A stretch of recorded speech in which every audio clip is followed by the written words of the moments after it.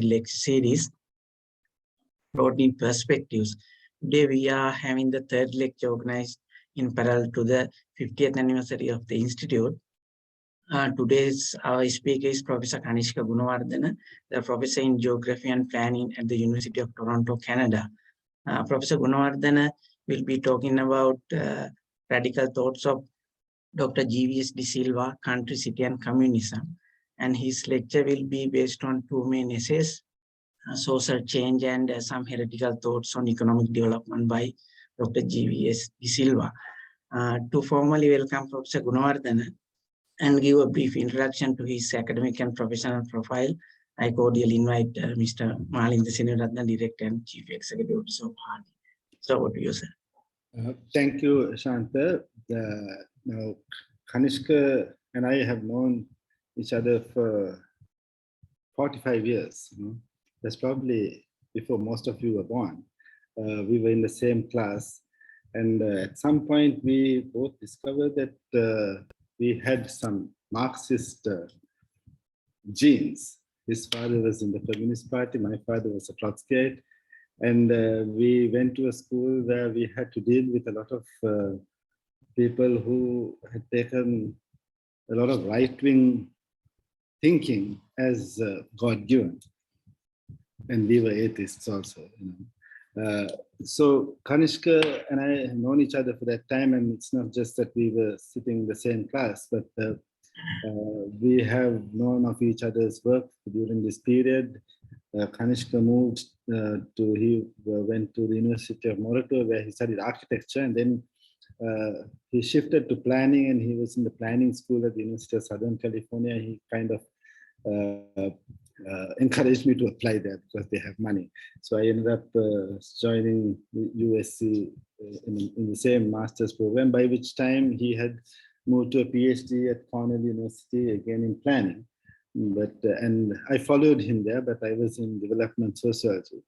Kanishka is an academic and an activist of a kind that one does not find among too many academics.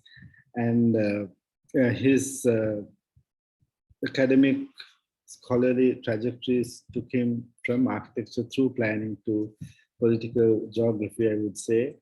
I still remember a class on postmodernism at USC, which he audited. He was doing his research on the city as political space, I think, in Los Angeles at the time. And the professor, Michael Deere, at one point asked us to name where we stood in this political spectrum. And at one point, when it came to Kanishka, he said, "I'm a Marxist." And the professor said, "Is that a confession?" And Kanishka said, "It is a confession and a threat." So that's like 25 years ago. And I have not been in the same kinds of circles, but I have kept in touch with whatever Kanishka does. Unfortunately, I'm out of that kind of forum. Nevertheless, I think that Kanishka's scholarship has a lot to do with Sri Lanka and the way institutions, social structures get arranged and how they impact the way we think, the way we do things, and how things don't get done, how certain things get done. So I'm very happy that Kanishka has agreed to be part of this program. I warmly welcome Kanishka and everyone else who is here, and I look forward to a stimulating sharing of thoughts over the next 1.5 hours. So, thank you. Yeah, thank you. Very much. Go ahead. Okay, so can I start? Okay, so thank you, Malinda, and thank you, Shanta, for making all the arrangements. Yeah, so I'm honored to be invited and included in this series of lectures celebrating 50 years of this important institution in Sri Lanka.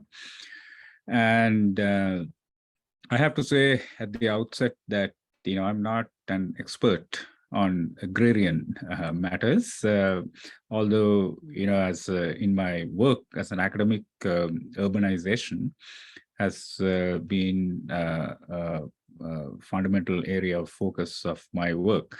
So urbanization, of course, includes not just the city, but the country, as its countryside or the villages, and urbanization is a process that includes this relationship between country and city. So in the title of my talk, or the subtitle, I should say, I have country, city, communism, right? In relation to the radical thought of G.V.S. de Silva. So G.V.S. de Silva, Ginige Vernon Stanley de Silva, who was born in 1928 and died too early, in my opinion, in 1980. But so the reason to talk about GVS, let's call him GVS, as he's popularly and affectionately known. About 20 years ago, I was privileged to have a conversation with Kanishka Goonewardena, who was a member of the Communist Party, and sometime a minister of urban development and related things in the Chandrika Kumar-Tunga government. Anyway, I was with him, happened to be with him in front of, at the site actually of the Philip Goonewardena memorial in there's a little monument, to Philip Goonewardena in Avisavela. And standing next to it, I asked Kanishka Goonewardena, well, I'm interested in reading something about Philip Goonewardena's contributions to Sri Lankan politics, especially in a socialist way, such as the famous Paddy Lands Act of 1957. And I asked him, what should I read about Philip Goonewardena if I want to understand him in some depth. So his first response was, if you want to, if you're interested in the Paddy Lands Act and Philip Goonewardena, you should actually read G.V.S. de Silva, right? And that is actually, 20 years ago, that was the first time I even heard of, I have to confess, G.V.S. de Silva. And so I asked him, what should I read? And he said, there's this famous essay called Heretical Thoughts on Economic Development, right? And so I found his book, this one, called, the title is The Alternatives, Socialism or Barbarism by G.V.S. de Silva. And he's a collection of his essays, and it includes the one that Kanishka Goonewardena mentioned, some heretical thoughts on development, right? And so I'm going to talk mostly about that particular essay, although all the other essays, especially the essay called Social Change, is also extremely interesting. And if there's sufficient time, I will get to that as well. So, so we have to, we should also understand. So another reason to focus on G.V.S. de Silva, or to talk about him, I think it is especially appropriate, as you will realize, that he was somebody who was fundamentally concerned with the village, right, or the rural areas, or the agricultural economy of Sri Lanka, and the role that it could and should play in economic and social development of countries like not only Sri Lanka, but many other, third world developing post-colonial countries. So the so I'm going to, at least the first part of my presentation, I'm going to draw on from an essay that I have written surveying the thought of two great Marxist economists in Sri Lanka, SBD de Silva and GVS de Silva. So since we are talking about GVS today, I'm going to leave out the SBD de Silva part of it for perhaps another occasion. And so we'll start with my reflections on GVS de Silva's essay, Heretical Thoughts. And if there's time, I will say a few things about his very important essay, the other essay that is included in this collection called Social Change, which I think in case we run out of time to discuss that in sufficient depth, I highly recommend it. And I think I shared both of these essays with Marlinda, so you can read them at your leisure as well. Very important essays. So the social change essay in particular, I think is absolutely essential reading today. In Sri Lanka, because there's a lot of talk in the wake of what we all call the Aragalaya. There's a lot of talk about system change, right? But there's not, in my opinion, sufficient thought devoted to what we mean by the system, right? But GVS de Silva's essay, Social Change, is really about what could be called system change, historical and social change in a revolutionary socialist direction, right? And this would be really interesting and in not just interesting but essential reading today for us in Sri Lanka. So let me start with then GVS. So and just one more comment to preface what I'm going to say. So I focus on GVS de Silva not only because his work is relevant to your institute, but also because I think GVS should be considered as one of the most original and important Marxist thinkers of not only Sri Lanka, but of the post-colonial developing world.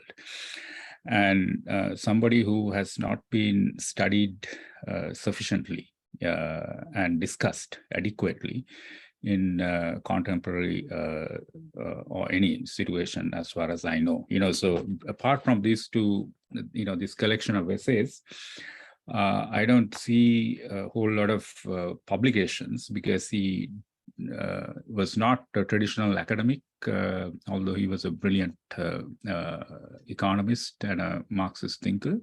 So he didn't write a lot, but I think one of the outstanding tasks of critical scholarship in Sri Lanka is for somebody to do a serious study of the thought of GVS de Silva. So I hope what I'm going to say would be a little contribution to such a project, that somebody will do in the coming years.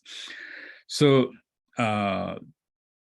GVS de Silva, as I said, was born in 1928, died in 1980. And he is the Sri Lankan Marxist who addressed Lenin's "what is to be done" question in post-colonial conditions of Sri Lanka with unparalleled insight. And he's also known to be more political than economic, as a thinker and an activist, and as a public servant. This reputation grows out of his role in drafting Sri Lanka's landmark Paddy Lands Act of 1957 as secretary to Philip Goonewardena, the legendary Minister of Food and Agriculture in the 1956 Mahajana Peramuna government, who was a founder of the Marxist movement in Sri Lanka. This act, the Paddy Lands Act, it should be recalled, was the first real socialist political act in independent Sri Lanka, with the immediate objective of establishing tenancy rights of sharecropping peasants and uprooting the entrenched imbalance of power between landlords and tenant farmers. Its popular slogan and political economic demand, land to the tiller, exercised a lifelong influence on GVS, whose socialist credentials came to rest also on his lasting commitment to rural technological and social development, as well as his abiding concern for the self-emancipation of the peasantry from the depredations of actually existing village life in Sri Lanka, as well as neighboring countries. After graduating with honors from the University of Ceylon and a stint at the London School of Economics, GVS left academia for politics, joining the Ceylon Communist Party in the early 1950s, before breaking with it over ideological differences. Henceforth, he labored as an independent Marxist until his untimely death in 1980.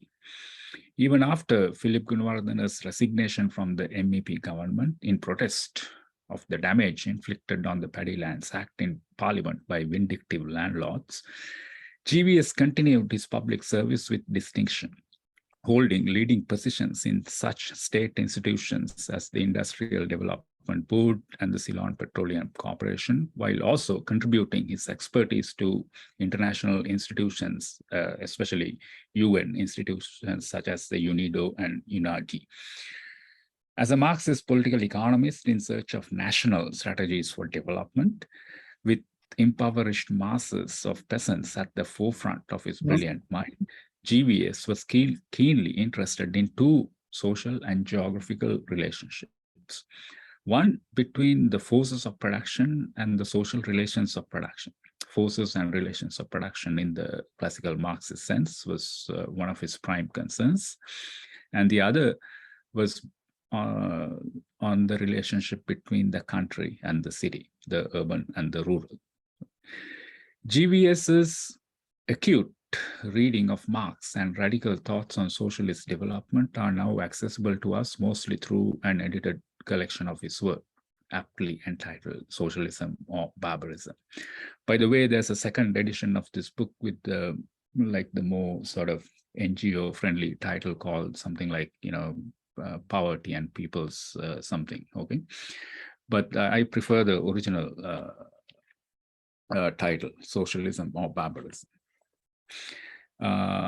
This volume includes his most iconoclastic essay, Some Heretical Thoughts on Economic Development, written in 1973. So we should remember the context in which he was writing, in 1973, as we discuss this essay. Written in 1973, it reads still like a Sri Lankan Communist manifesto, a brilliant critique and call to action rolled into one. The real utopian project GVS lays out here is to transcend not only the socio-spatial inequalities of the country, both social and geographical inequalities, but also the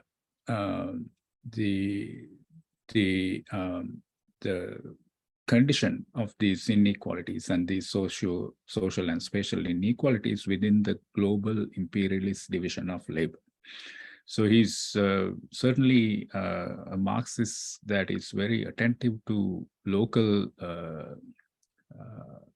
inequalities, but within a global context. How is this project, to be achieved, overcoming the social project of overcoming these social and spatial inequalities in Sri Lanka to be achieved? So now I'm going to quote GVS here and there. The central economic question in our country, GVS writes in the first line of Heretical Thoughts, is the development of the rural productive forces, a task hindered rather than aided by the plantation-driven colonial mode of production, as SPD Silva also wrote about. But why rural? Why not urban, or both urban and rural? I'm quoting GVS, right? Why is he talking about rural development? In his penetrating conjunctural analysis, reminiscent of Frantz Fanon's celebrated critique of the comprador bourgeoisie, GVS shows why the urban is the problem rather than the solution. The urban is constitutionally incapable of autonomous development of productive forces and social relations in a socialist direction because of the parasitic relationship of the city to the countryside on the one hand, and its subservient relationship to the metropolis on the other hand. That is to say, the subservient relationship of Colombo to London and Washington. I mean, these days, you don't need detailed explanations of this. As you know, if a Sri Lankan important Sri Lankan government official even wants to have a cup of tea, they need to get permission from the US ambassador, right? So that is the nature, the subservient relationship of the city, that is to say Colombo to the metropolis has come to that. Anyway, returning to this text, all efforts of national development on the way to socialism must therefore be concentrated where they are most needed and likely to succeed, in GVS's opinion, and that is to say in the countryside rather than in the city. What does this socialist agenda look like? It involves, I quote, the deployment on an immense scale of resources, technology, skills, and expertise from the urban to the rural sector. So here we can think about, how, after the Cuban Revolution, Fidel Castro and the Cuban communists, sent the urban intellectuals and, people who could basically, read and write, to the villages, right? In a mass literacy program, right? So this is very important. It involves, this idea of socialism involves the deployment on an immense scale of resources, technology, skills, and expertise from the urban to the rural sector. But that is not all. Equally necessary is a transformation of the economic relations within which these productive forces operate. The economic relations to be so revolutionized are twofold: those between the rural economy and the urban economy, and those within the rural economy itself. Concerning the country-city relation to be overturned, GVS notes that the exploitation of the rural economy by the urban takes practically the same forms as the exploitation of the urban economy, in turn, by the imperialist economies of the developed countries. It is this anti-imperialist perspective that clarifies for GVS how our rural economy is a doubly exploited one. And why it's doubly exploited? Because it is exploited by our city, while our city is exploited by the metropolis. And why the emancipation of the rural must be a priority for any realistic socialist project. For GVS, the rural is essentially a simple commodity production economy trapped between a senile feudalism and a castrated capitalism. So what we have according in GVS's analysis in Sri Lanka is actually a situation, as he says, trapped between a senile feudalism and a castrated capitalism. That is to say, it is not even a properly developed capitalism, right? Compared to the metropolis. The Sri Lankan village, so romanticized by cultural nationalists and multicultural tourists alike. And now this is an important, very characteristic of GVS. So the village, so romanticized by cultural nationalists and multicultural tourists alike, appears to GVS for what it is. That is to say, I quote, a fertile breeding ground of backwardness, low productivity, inefficiency, ignorance, apathy, lethargy, resistance to new ideas, excessive familism, and isolation from the community. That is the direct quote. Yet by virtue of the distance between what the rural is and what it could be, it is precisely here in the rural that we must act in accordance with the 9th of the 10-point program Marx and Engels proposed in the Communist Manifesto. That is to say, I quote from the manifesto, the combination of agriculture with manufacturing industries, end quote, in conjunction with the quote, the gradual abolition of the distinction between town and country, and this is straight out of the Communist Manifesto. How then is the rural economy to be revolutionized? Echoing the new economic policy of the Soviet Union, GVS calls on the state to, quote, give a very high priority to rural electrification, which is the power base for the development of rural productive forces. Beyond this literally and metaphorically electrified base, his enumeration of related tasks for the state is exhaustive, including investments in agriculture, irrigation, infrastructure, livestock, fisheries, rural industries, and research and technological innovations. The state, in short, is summoned for a, quote, a technological revolution in the countryside. Now, I have a long quotation from this essay. I quote, research scientists, engineers, technicians, and other skilled workers must be made to leave their laboratories, office desks, conference tables, and a relatively comfortable urban life and live and work among the rural people, educating them and at the same time learning from them. Agricultural experimentation must be done in the cultivator's field and technical innovation in the village smithy, with the full and intelligent participation of the rural people. The village must be shaken out of its torpor and turned into a hive of lively discussion, creative thinking, technical innovation, and productive activity by a well-planned and organized invasion of skilled and knowledgeable townfolk who are anxious to teach and learn in a spirit of humility, seeking, as it were, atonement for their primordial sin of parasitic existence. End quote.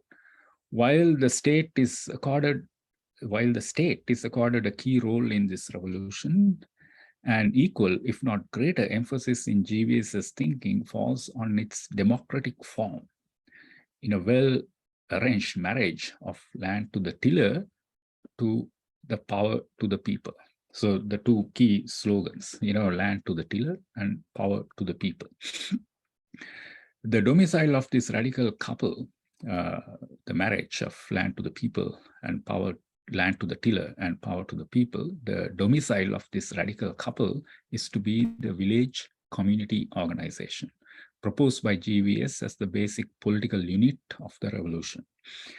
In Heretical Thoughts, GVS insists on the necessity of a far-reaching decentralization of administration and decision-making to effectively revolutionize both forces and relations of production in the countryside.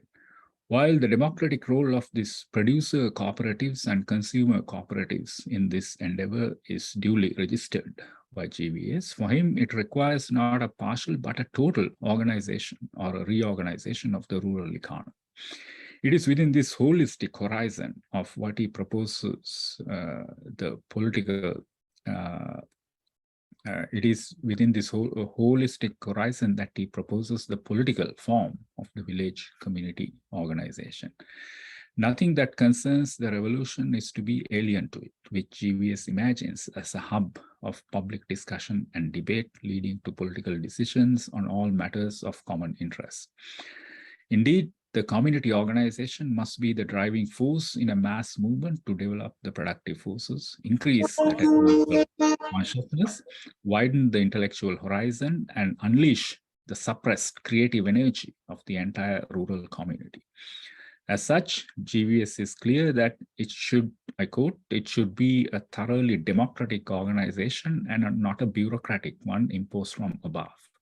Because, quote, the essence of the matter is that the mass of the people must responsibly and consciously participate in development, end quote. Politically, GVS's heretical thoughts align perfectly with Lenin's potent but often misunderstood slogan, communism equals electrification plus Soviet power. For in this formulaic definition, electrification stands for the rapid development of productive forces in the backward conditions inherited by the Bolshevik Revolution in 1917. And Soviet power refers to power to the people in anticipation of the withering away of the state, as theorized in Lenin's State and Revolution.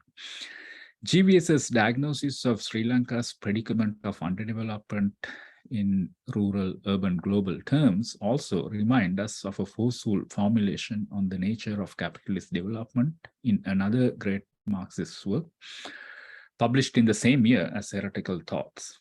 And that is the book, The Country and the City by Raymond Williams, the English, or rather the British literary critic. Here, the Welsh literary critic is Welsh, expounded on the enormous significance in the book, The Country and the City. Raymond Williams expounded on the enormous significance of the relationship between the country and the city to the historical geography of capitalism, from the intensely debated origins of this mode of production to its present forms. Quoting Williams here, what happened in England has since been happening ever more widely in new and independent relationships between all the industrialized nations and all the other underdeveloped but economically important lands, end quote. As to what this story of unequal relations means to the colonized countries of the world, Williams is also clear. I quote, one of the last models of city and country is the system we now know as imperialism, end quote. If I have made the power and depth and the Marxist prominence of GVS's heretical thoughts at least barely discernible, it still remains to dispel in conclusion, at least of my reflections on this part of GVS's work, a possible misreading of him as an outdated and anti-urbanist thinker. So here is another long quotation, right? What then is the future of our cities? Are they doomed? No. As the rural economy takes off, it will lift the urban economy up with it as a junior partner. Cities will once again grow not as parasites living on the countryside and exploited in turn by foreign economies, but as useful satellites of the rural economy. This, however, will not be the end of the story.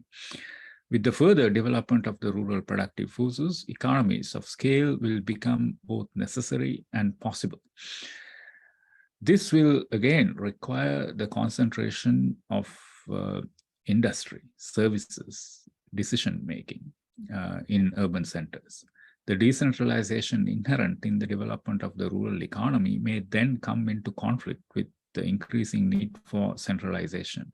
Decentralism and centralism are not absolutes. The very decentralization which today is necessary to liberate the incarcerated rural productive forces may eventually become a drag on the growth of the urban productive forces. Urban centralization could well be the heretical cry of a future economist. So this is a very rapid and brief summary, my attempt to give a flavor of GVS's writings, especially expressed, powerfully expressed in this essay, Heretical Thoughts on Economic Development. As I mentioned, so I have taken, if I'm not mistaken, about half an hour. So maybe in another 5 to 10 minutes, I will say something about his equally important essay that I mentioned at the beginning, entitled Social Change. Right? So, social change, what I just talked about, that is to say, his essay, heretical thoughts on Economic Development was written in 1973, and this this was, we have to, of course, understand this essay as we understand anything, I suppose. We have to understand this essay in its own historical and political context. So in Sri Lanka, well, we remember, okay, this was written in the third year of the 1970s, United Left Front government, and it was a time when post-colonial developing countries like Sri Lanka had a rather different perspective on the meaning of development, compared to the way many people began to think about development, or actually even forget about it, in the neoliberal era that was inaugurated for us in the 1977, with the assumption of power by the UNP regime of J.R. Jayawardena, right? Now, so this was before the time of the mantras and the shibboleths of free markets as the way to generate development. So this was still a time when the role of the state had a important and a progressive role to play, in efforts to development, and therefore, so it is in that kind of context that GVS wrote this, offered these reflections or his heretical thoughts. But it was, so what is, in my opinion, extremely important about these, GVS's perspective on development was that, he was presenting a critique of mainstream development thinking, even in the 1970s, right? This is the era of import substitution industrialization, in contrast to rampant opening of markets and the dismantling of the state, welfare and things like that, so characteristic of neoliberal thinking on development. So GVS was especially attentive on the rural-urban imbalances of power, both social and spatial or geographical, territorial inequalities. And he had a perspective, offered a perspective in this essay on where technological and industrial development could find real ground, right, in a country like Sri Lanka, right, and become an authentic and autonomous force against the double exploitation of the rural, by, that is to say, by the urban, in Sri Lanka itself, and by the metropole in turn, in the exploitation of the urban by the metropole, right? So the so it was an essay that was directed at the specific situation or the specific set of problems confronted by a country like Sri Lanka in relation to the great question of development. In contrast, the essay "Social Change" is more of a theoretical and almost a philosophical contribution to Marxist theory as such. And I say this because, Marxism, if you ask like what Marxism is, at a very general level, so Perry Anderson, former editor of New Left Review and a well-known, expert on Marxist thought, once defined Marxism as a theory of history and a history of theory.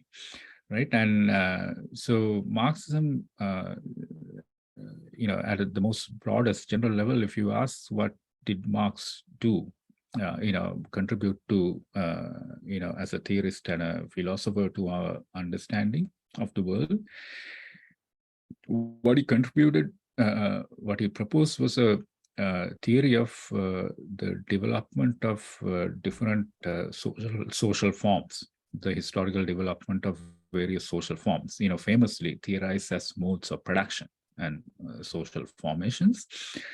And so in the most sort of basic or the classical conception of this, there was a sequence that was presented by Marx in some of his 1850s writings, particularly in the preface to the this book called The Contribution to the Critique of Political Economy, where you start with the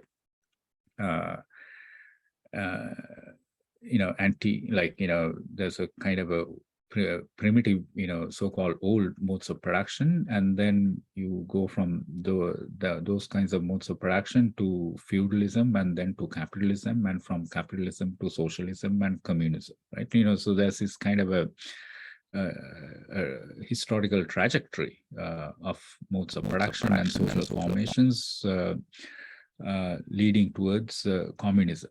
So in this essay, Social Change, GBS de Silva engages in a critical way with the Marx, this idea, this kind of perspective on social change. But but in this essay, I think GBS de Silva is not simply being like a textbook Marxist, right? That is to say, he's not simply kind of repeating, what Marx said in the 1857 preface, or the preface to the contribution to the preface to the critique of the contribution to political economy, that famous passage where that this grand, the history, the historical perspective is laid out in a few sentences, but he takes into serious consideration what has happened to capitalism and efforts to build socialism and achieve communism, especially in the 20th century, which of course Marx could not have known about because he died in 1883, right? So so Marx witnessed a few revolutions in his own time, 1848 revolutions, the Paris Commune of 1871, and so on, and wrote very interesting historical and political texts about these experiences, and also counter-revolutionary ones, such as in France in the early 1850s. But Marx did not live to see the results of the Russian Revolution or the Bolshevik Revolution of 1917, and the Chinese and many other third world, socialist attempts at socialist revolution in Cuba, various African countries like Tanzania, Mozambique, and so on and so forth, right? So GBS's essay, Social Change, takes into consideration the whole experience of the 20th century attempts to build socialism that Marx did not write about. So he's in this essay talking about, in a way, updating Marx's theory of historical change as laid out in the famous preface to A Contribution to the Critique of Political Economy, but with a critical analysis of the attempts to build socialism in the 20th century, especially in the Soviet, Chinese, and other third world revolutionary movements. Now, So in this, so this is why I said at the beginning, when we talk about, system change today, we need to kind of ask with some historical and theoretical depth, what we mean by the system, and what we mean by change. And I think, again, without taking, what anyone says as like the Bible or the ultimate word, I think with the GVS de Silva is extremely useful for us to think about social change, in a left socialist direction, right? So how does he uh, uh, make an original contribution to Marxist thought, from on the basis of 20th century experiences at building of building socialism, especially from the perspective of developing or formerly colonized or maybe still colonized countries like Sri Lanka. So he also proposes, like Marx, and building on Marx and Lenin, Lenin's especially State and Revolution text, theory of social change, modes of production, and social formations. So for GVS, basically, there are kind of, three stages to this. So in the first stage, we have what he calls pre-capitalist modes of production and social formation. So this is quite similar to what the great Egyptian economist and Marxist Samir Amin called tributary, modes of production, right? Pre-capitalist. So when you look at world history, you start, the first stage for both GVS and Samir Amin, these pre-capitalist social formations.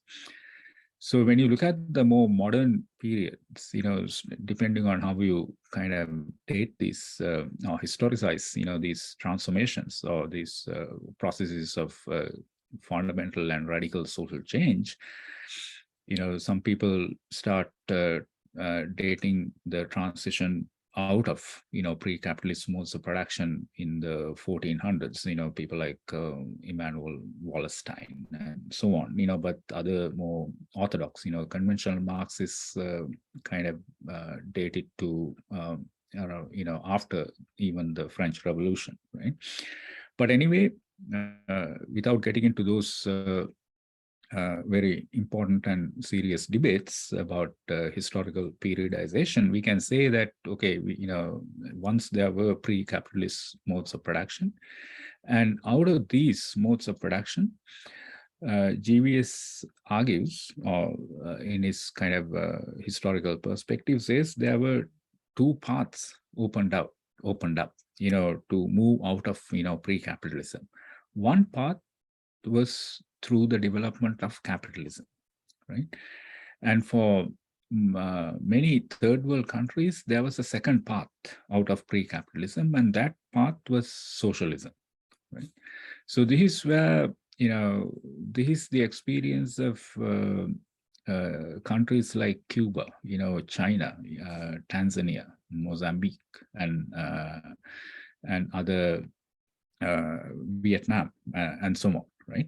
So they and Sri Lanka, okay, it's an interesting question where Sri Lanka fits into, GVS's sort of historical perspective, because so in countries like England, Germany, maybe France, and some other other European, Western, especially Western European countries, and also the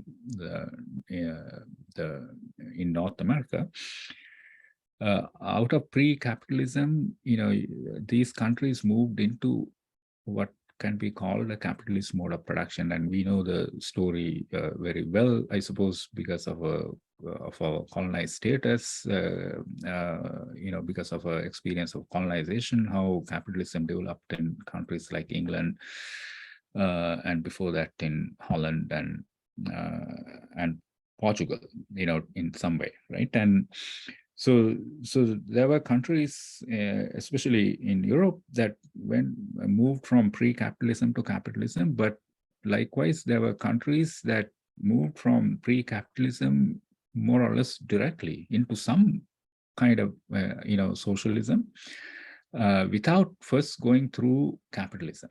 So the first stage, therefore, is for GBS is pre-capitalism, and the second stage, there's a parallel development of capitalism in some countries and socialism in other countries. And in this, so for much of the 20th century, and by socialism he means, of course, state socialism, right? And they existed, they coexisted, in the same historical moment, the period, right? And so there was a kind of a relationship between the socialisms that emerged out of pre-capitalism and the capitalism that emerged out of pre-capitalism. So the Cold War, was basically, this kind of, relationship between state socialism and capitalism. Now, GVS, so this is my last thought, last point I want to bring up in relation to this essay. So GVS makes an important distinction between socialism and communism. And here again, following very closely Lenin's very important book, State and Revolution, where Lenin also talks about the first, the proletarian revolution as the dictatorship of the proletariat, but this dictatorship of the proletariat is a stage and a process that inaugurates what Lenin calls the withering away of the state, leading to communism, right? To full communism. So GBS, I think, follows this kind of perspective or theorization of Lenin, and makes a similar distinction between socialism and communism. So now you have the first stage for GBS is pre-capitalism, and the second stage. In the second stage, you have two possibilities: capitalism and state socialism. And in the third stage, from the socialist side, you can go into two things. You can go from socialism in the way that Lenin theorized in State and Revolution to communism through the withering away of the state. Or if the withering away of the state does not work as Lenin envisaged in this important work, State and Revolution, from socialism you can go to barbarism, right? So from in the two possibilities of the second stage, that is to say the stage after pre-capitalism, which is the stage of the rapid development of productive forces, either through state socialism or the development of capitalism. From socialism, you can go towards communism or towards barbarism. Right? Similarly, from capitalism, from this second stage also, you can possibly go from that kind of capitalism to through some kind of a radical democratic, or social democratic formation. You can perhaps go from capitalism to communism, although this has never really happened, GVS says in the 20th century. But more likely, you can go from capitalism also to barbarism, as strikingly demonstrated in the fascist response to the profound structural crisis of capitalism between the two world wars in the 20th century. So barbarism and communism then are the two possibilities of the third stage, right? And you can go to either one of them from either capitalism or socialism. So if you look at the text that I shared with Malind, the social change, so GVS has this like nice diagram, so in the version of this book, so I don't know if you can see. So you can go from pre-capitalism here to either capitalism or socialism, and then you can go from either one of these two to socialism or barbarism. So there are all these arrows, right, that show the possible trajectories. So this is as I said, a very kind of a more theoretical, philosophical kind of a reflection on the possibilities, the various possibilities of social change. And I don't have the time to discuss all of this in great detail. So I'll just leave. What I wanted to do today is to give you people who have not, I know some of you would have read GVS, and this is probably not new. Some of this is not new at all, but but for people who have not read GVS de Silva, what I wanted to do was to give you a sense of his thinking on questions of economic development on the one hand, through a quick presentation of his heretical thoughts essay, but also with his some comments on his very important theoretical and philosophical contribution to Marxism. This essay called Social Change, absolutely required reading, in my opinion, in the contemporary context of in Sri Lanka, of discussions on what system change could mean. And of course, there's a lot of detailed discussion, how, the different ways in which, societies move from pre-capitalism to socialism or to capitalism, and, what, under what conditions could a society move from capitalism to the crisis-ridden, structurally crisis-ridden conditions of capitalism, under what kinds of political and economic conditions could societies move from capitalism to communism or to barbarism, and similarly from state socialism, what are the necessary conditions for the movement from state socialism to communism or barbarism. So if you read GVS, I mean, so basically, my presentation today is an invitation, perhaps an encouragement, for you to take GVS's work with the kind of serious attention that it deserves, and to start thinking about and engaging in a more in-depth and a serious discussion about what we mean by social change and what kind of development could a country, coming out of the present crisis, what kind of development could a country like Sri Lanka could aim for to come out of the present crisis. So obviously, these things were written in the 1970s, so they cannot be directly relevant and applied. But here again, we have to, I think we can take a lesson from GVS, because as I said, he's not one of these like textbook Marxists. He's one who kind of read Marx, understood the principles, and applied them to his own situation, both local and a global context. So he was a creative Marxist thinker, and I dare say one of the most creative Marxist thinkers of Sri Lanka, right? And as such, somebody who deserves to be very seriously studied by Sri Lankan progressive thinkers and intellectuals. So with that, I will end and open it up for discussion.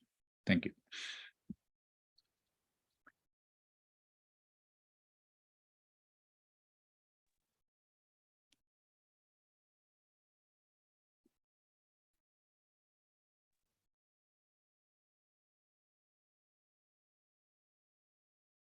I think there's a power failure, Kanishka. Ah, okay, okay. I just missed the last like 20 seconds of I'm not sure whether Shanta is here right now. Maybe he has also got bounced a bit. But Okay. since we are going to discussion now, thank you very much for this introduction to GBS. You said you encountered GBS 20 years ago. Now I'm encountering him 20 years thereafter. And one of the things, Shanta, I kind of interjected because you were a bit away. Let's start the discussion now. A quick comment, Kanishka. Yeah. Now, when you talk about land to the tiller and land and power to the people, the production relations relevant to both have got, I mean, over the last 50 years, since 49 years after this essay was written, they have got very complex, and that urban-rural distinction can be a kind of a, I mean, it's a false dichotomy in a sense. But I get the point that we really don't look at the production relations. We don't look at such things when we study communities that fall under the broad term rural. And it's very rare that we actually bring in the global, I mean, the global context to what happens in the local. It's not something that the global has some inexorable kind of entry and operation in the local. There's always some kind of contestation going on. But most certainly, I think that very useful for us to see what GVS had to say, and it's just a comment. And I'm wondering how you would have to, how would you what your thoughts are on this urban-rural dichotomy in this whole process. It's difficult to kind of, they're not they're mutually exclusive entities. GBS has that, you know, the dialectic. He gets into that, as you were saying. You know, it's very interesting. But then things are very different from what they were, and we have, at least we have got to the end point of that diagram. We have the barbarism from both sides of the story of the possible thing. So I would like your thoughts on that, but also take this opportunity to invite you to speak to us at some later point on the absolutely important work of SBD Silva, which is a part of. So that's I stop there. Okay. Yeah, I'll respond briefly. Starting with the last comment. Okay, I mean, I would like. I mean, I'm also very interested in SBD Silva's work as well. I chose to focus on GBS because, you know, there are a few people who have written, you know, more recently, and there's a bit of a discussion on SB's work, you know, and but I felt that, you know, GBS has kind of completely been forgotten, right? So I wanted to kind of bring him a little bit into the discussion, right? And but on the rural-urban question, yeah, this is very important and, as you say, complicated question. But I mean, there's a bit of a danger in reading or presenting people like GBS, and especially looking at his diagrams and, you know, and his sort of very kind of combative and polemical writing style sometimes, because you can read there's a danger of him being read and presented by people like me in a overly schematic kind of way, so but of course, if you look at the relationship between the rural and the urban, what you really see when you read his essays rather than listening to me talking about him is, I think, the way GVS registered the complexity of the relationship, right? Even from an early age, so, and this is true, of course, for somebody like Raymond Williams also in his book, The Country and the City. And I thought it is interesting to put those two together, not just because they were written in the same year, 1973, but they both proceed, I think, from the premise that neither the urban nor the rural can be understood in isolation from the other, right? So their relationship is an inherently and from the beginning thoroughly dialectical one. So there's no rural without the urban, no urban without the rural, and capitalism, the development of capitalism transforms this relationship, and in a way that the town dominates the country, the urban dominates becomes the dominant element in this relationship. So if you think about approach the relationship from a socialist and an emancipatory perspective, and of course, you have to kind of think again in the historical context in which this was written. The Sri Lanka was still a predominantly agrarian economy and a society. So the efforts of development, I think GVS was quite insistent, and I would argue logically so.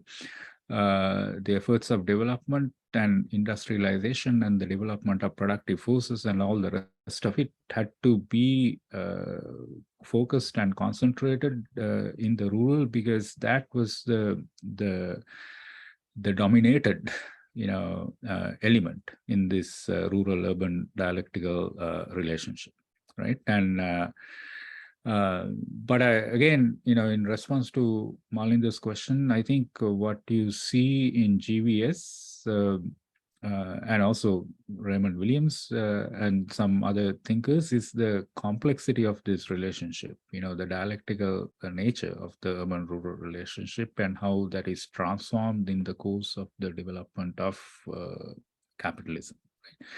And today, of course, it is even more complex, I think, because because of new technological developments that even GVS could not quite imagine, like in 1973.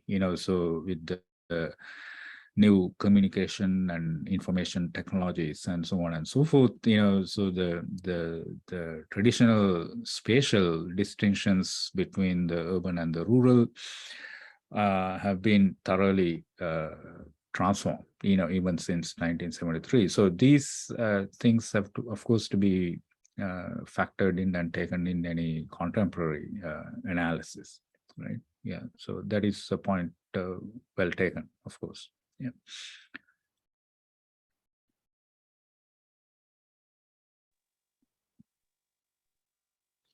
Wouldn't you say that rather than urban and rural, it actually is counterposing rentier capitalism to peasant production? Yes, this, I think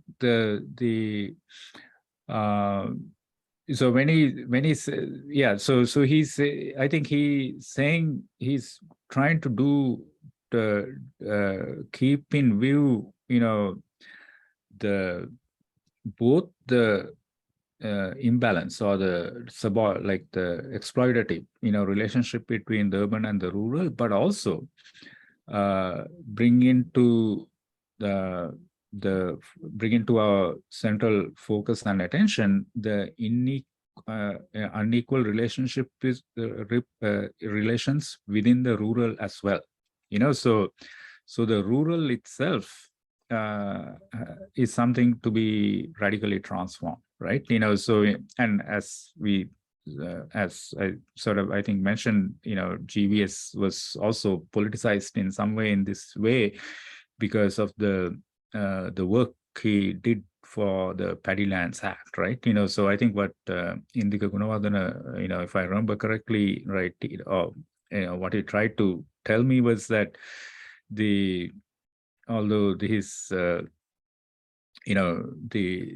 GVS was also part of the brains, behind the idea, of the land to the tiller, the Paddy Lands Act. And this was, of course, directed against the rentier elements, in the rural, right? So, the sharecropping peasant and the rural landowner, were the two antithetical,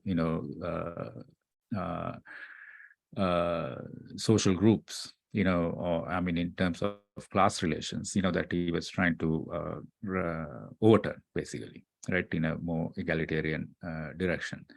So the rentier element is an absolute part of it, but I think, we can kind of go, if we want to kind of look at the problems today, we can, I think, the rentier element of the kind of capitalism that has developed in Sri Lanka is absolutely essential to confront, if we want to kind of, if we want to take any class analysis of contemporary capitalism in Sri Lanka.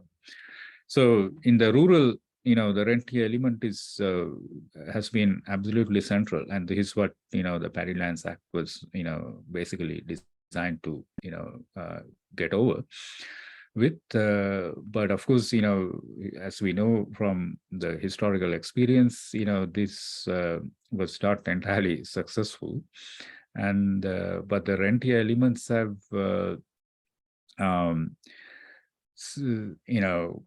overshadowed, completely, I think, very heavily the development of capitalism in Sri Lanka, right? So in this case, in this sense, we are the development of the kind of capitalism that we have in Sri Lanka cannot really be compared. I mean, can be compared, but cannot be thought of as the same as the kind of capitalism that developed in the classical, case of England, let's say. I'm not sure if I got to your question, feel free to. Yeah, I think you basically nailed it. Okay. Can I make a comment? Please, I'm Theodore Silva from Kandy. Thank you for bringing up GVS's contribution to development studies at this juncture. I think he did make a useful contribution. Actually, I mean, your presentation was the first one that informed me that he was involved in the Paddy Lands Act, even though I had glanced through heretical thoughts a long time ago. So I think that's a very important point. But what I want to know from you is, when you look at tenancy relations in Sri Lanka, they are very complex.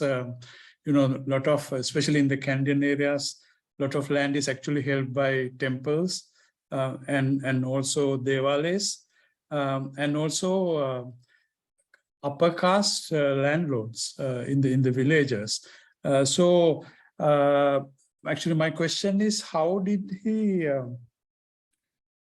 combine his analysis of tenancy issues with the urban-rural dichotomy that you were talking about?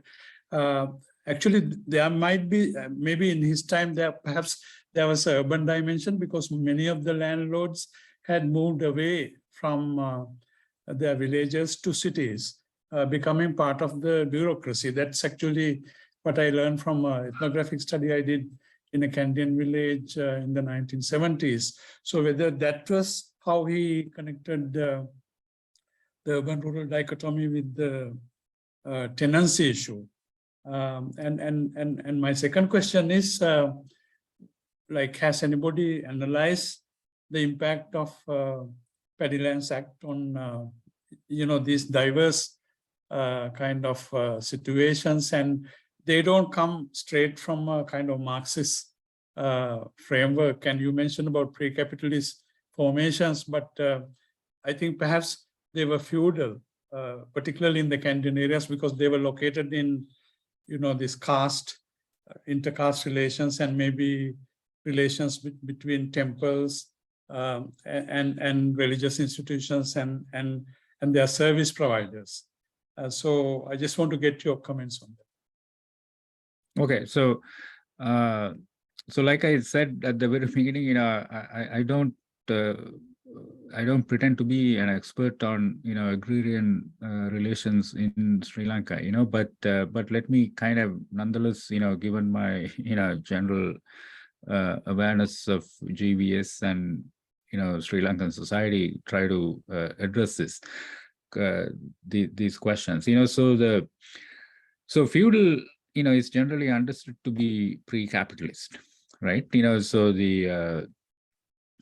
So capitalism in the is a mode of production that emerged out of feudalism, in Europe and in Sri Lanka,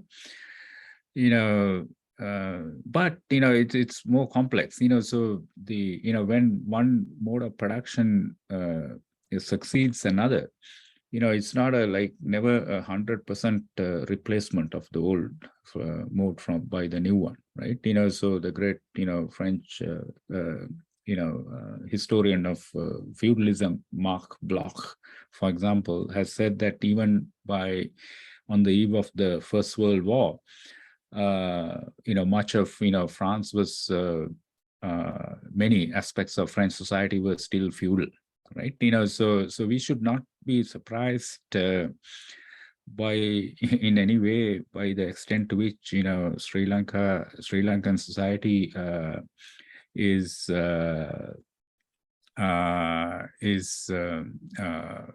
feudal, and of course in our case, this is bound up with caste, caste and other aspects of our own kind of feudalism. So and these relationships, these feudal social relations, of course, still exist today in Sri Lanka, and they define to a large extent the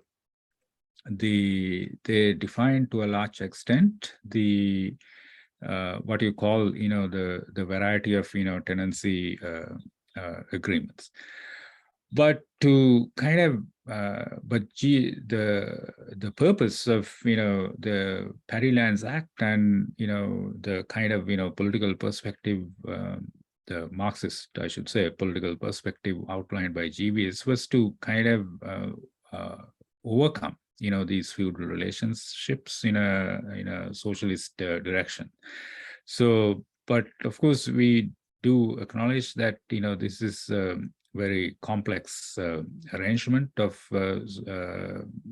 tenancy relations, and social forms, and the Paddy Land Act itself, of course, when it was first it was a bill, and after the act was passed, it was passed only with all kinds of compromises. All the many wings were clipped, of the act, and Philip Goonewardena himself, as we know, resigned, from the MEP government, primarily because of the way in which this act was compromised, by the MEP government, right? And that is because the feudal landlords got their revenge through parliament, by curtailing the powers of the act, right? And so nobody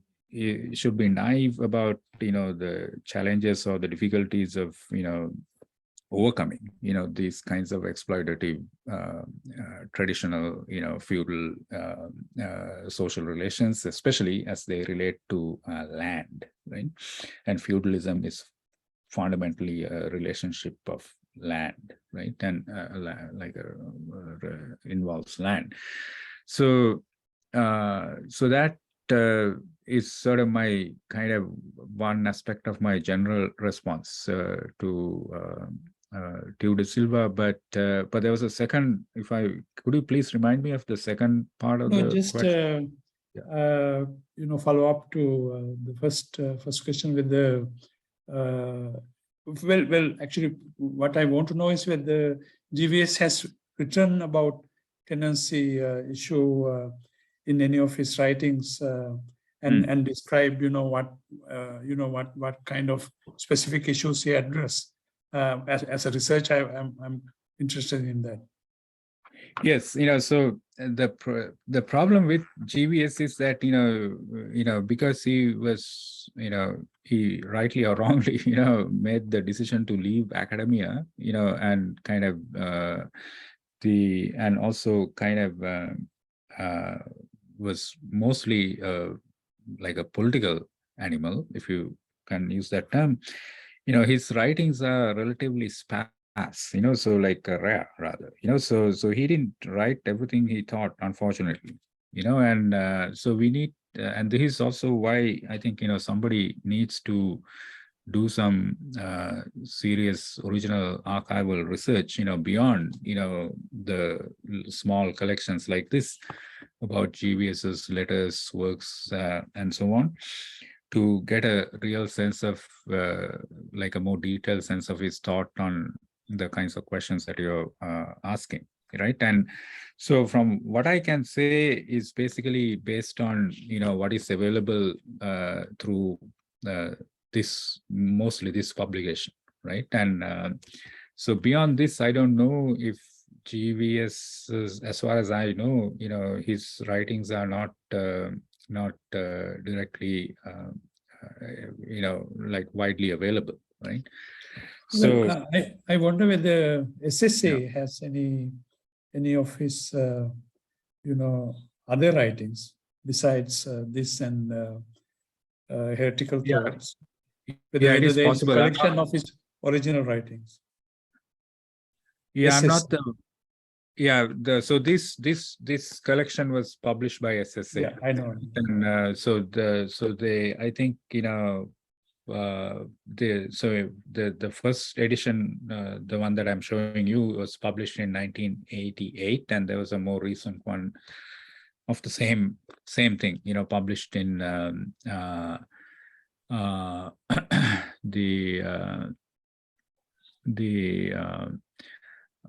but it was, this is what the SSA has published, but I don't, maybe like somebody who knows the SSA better can answer, what they have better than I know, can answer this question, so, but his papers should be available somewhere, so the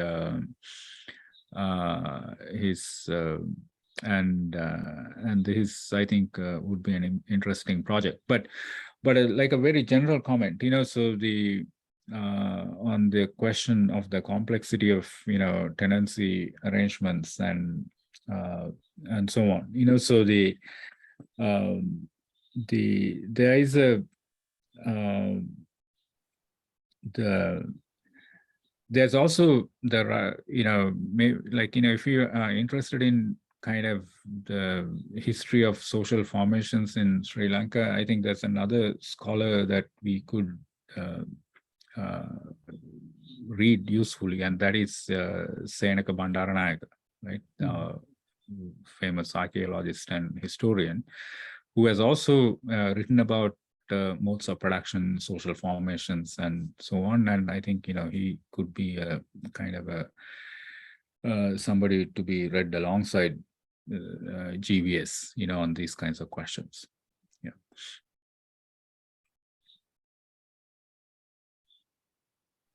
One of the most progressive aspects of the Paddy Lands Act was the establishment of farmer committees. Mhm. But going through Hansard, one finds N.M. Pereira, I think it was, criticizing this aspect because it gave too much weight to the non-tenant farmers, to landowners, in other words. Mhm. Any comments on that? Yeah, this is also like a difficult question for me to answer. So I mean, I can only respond to this from on the basis of maybe like Malinda has his hand up. So let him also come into this, and I'll respond to Vinod's question. Yeah. The issue is in the late 80s and the 90s, there was a big, people got really excited about farmer organizations, right? And it was presented as something that is very progressive and democratic. And part of it was about water rights also, right? The issue is that these societies, we talked about the tenancy issues, they're not. Now we will talk. It's not just about the large landowners and then, but who's giving the credit, the banks, the money lenders, who is giving the inputs and on what terms, the vendors of various chemical inputs, for example, which and seeds. Who buys the? So you can have what appears to be a democratic situation where every but if you I'm dependent on you, Kanishka, for buying all my inputs on credit, and what are the chances of me going against whatever you propose in that organization, right? So the issue more complex than who owns how and who gets to decide. And it has got probably worse or probably more. Yeah, now it's pretty apparent that this the veneer of democracy does not necessarily mean democratic.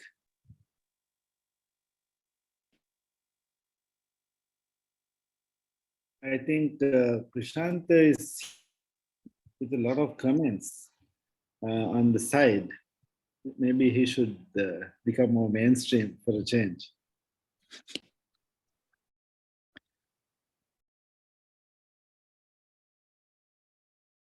But Kanishka, you can of course respond to what Vinod is saying. Yeah. So again, like my response will have to be kind of a more general one. So because I haven't had the time to study the Hansard in such detail, on these matters. So what I do find interesting in GVS's, the heretical thoughts essay in particular, is this, how he deals with the question. I mean, he in both these essays, the idea of socialism is, that he works with, or the actually existing socialism, GVS understands as, basically state socialism, and that it is not the ideal, presented in Lenin's State and Revolution, involving the withering away of the state and the transition to communism, but it is a kind of socialism that is coupled with a strong state, so to speak, right? And but in such a situation, I think it is important and really interesting to see how GVS brings up the question of democracy, right? And for him, it is for the for him, democracy is represented by this institution called the village committee or the village council, and this, I think, is a kind of a, it's pretty clear when you read this, it is a form of, participatory planning, right? Participatory,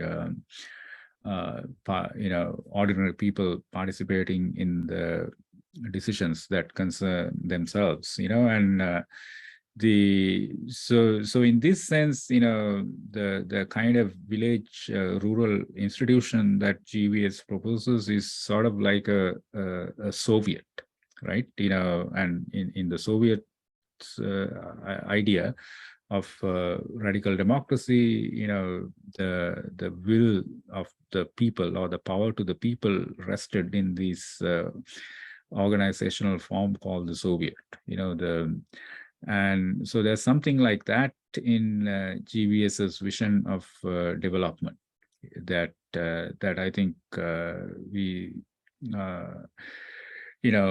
exactly what form it could take and whether it corresponded exactly to the ones that were established here and there is another question. But I think this the issue of radical socialist democracy is one that cannot be ignored or sidestepped, in discussions or questions concerning democracy.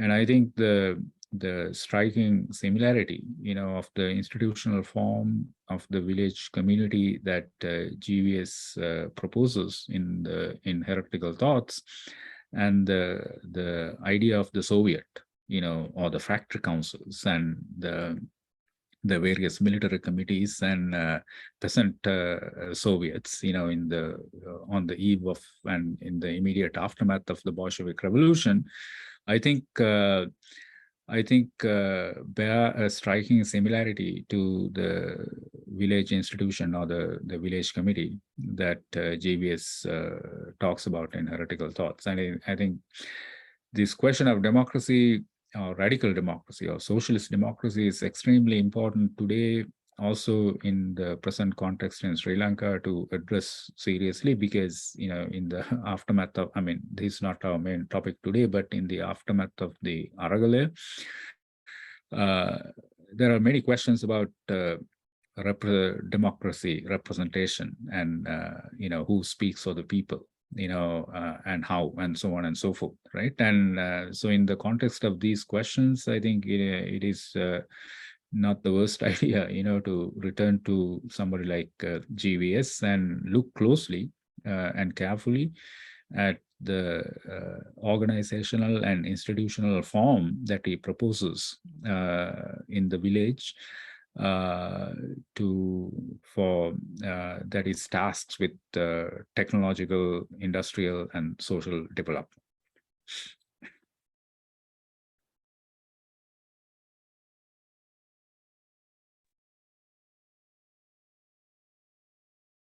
Thank you very much. If you have questions or comments, we can give about 10 more minutes. Yeah, I was just saying that in the context of this democracy, the democracy debate, that Philip Goonewardena had not only the idea of these farmer committees, but also the MPCS, which he saw as a rural Soviet. Mm-hmm. I think the concept of the MPCS was of a rural Soviet. And that was why he proposed that to expand that throughout the country, to complement the urban democracies of the proletariat. True.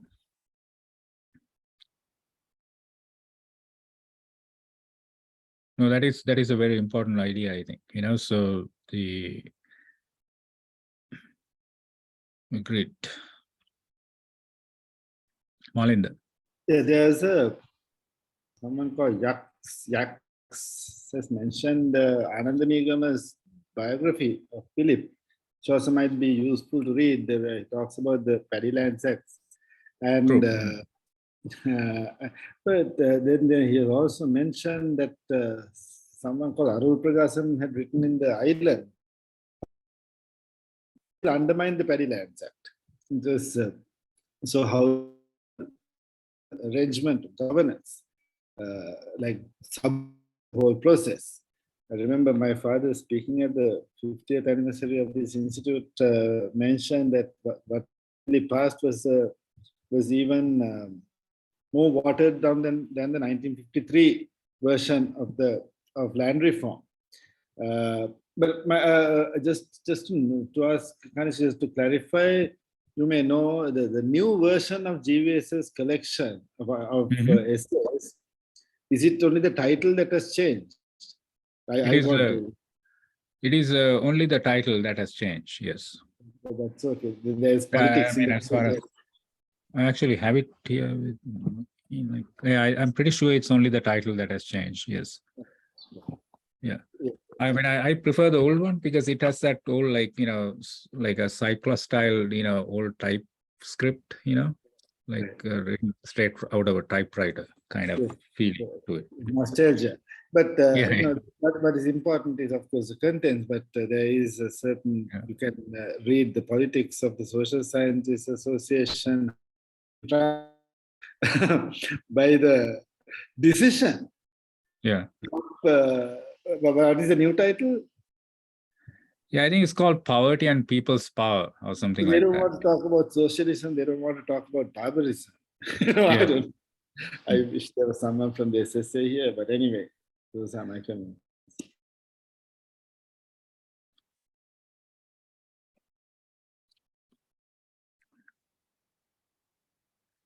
So I also have a question.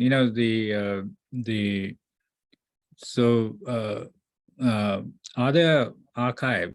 Like, is there a kind of a way to access more of GVS's unpublished writings? Did he have any connection with ARTI or HARTI, as it's called now? And who should one approach, to do more careful research, on the thought of GVS? The essays, if they were published in newspapers, they should be in the National Library, National Archives.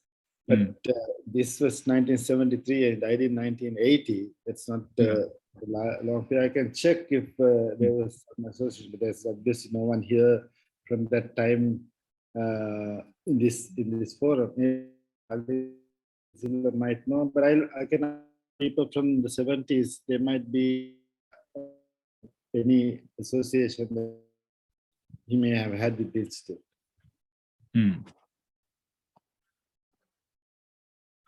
So somebody named Yax is saying GVS died in poverty, so which is a bit sad, but maybe that is why SSA put poverty in the title of the latest edition.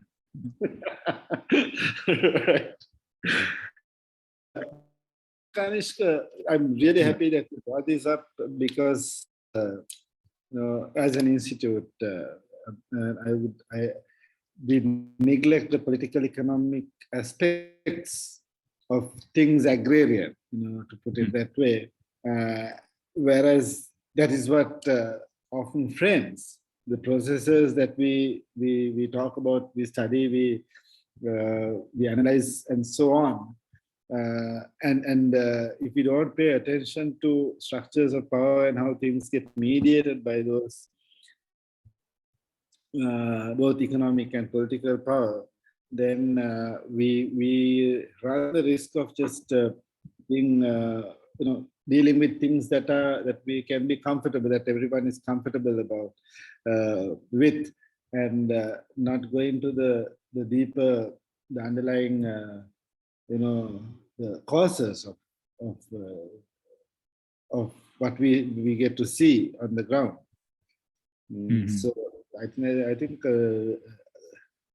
we need to go back to GVS and study those writings because last 50 years, and I think SBD's book was 10 years after GVS's essay, this collection. A lot has happened, but a lot has also not changed. The things that we need to contend with. Yeah.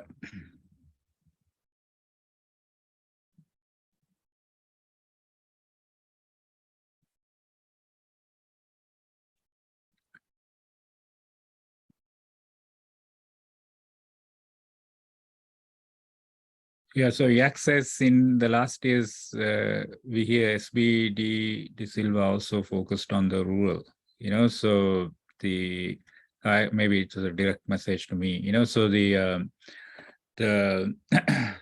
yeah, I think, we should kind of, in this kind of technological, media, internet and all that kind of, social media age, it's sometimes easy to forget, land and the tiller, and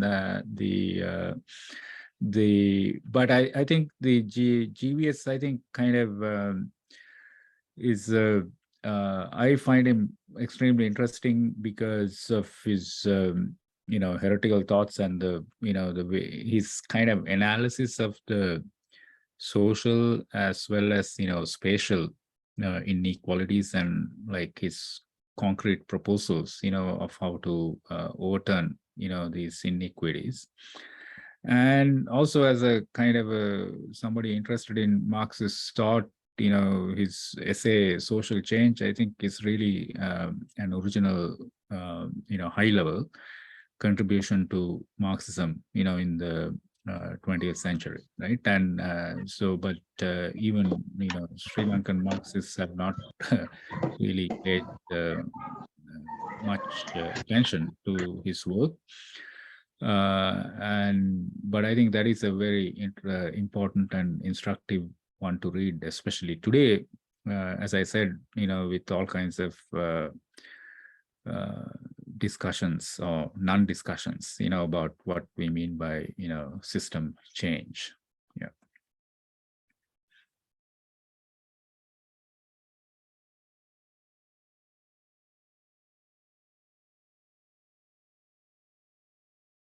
Yeah, I think since we have already passed our time, I think we need to wind up the session.